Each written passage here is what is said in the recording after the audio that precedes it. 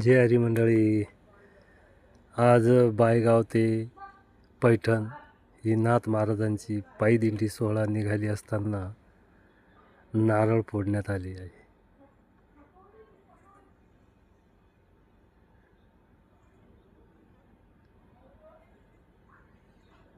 त्यानंतर तिथे असलेल्या फोटोंची पूजा करण्यात आली.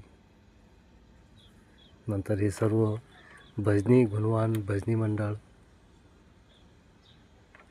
विनेकरी बाबा मच्छिंद्रनाथ महाराज जाधव आणि माझा मुलगा हितेंद्र चळेकर याने मग पखवादावर वाजवला.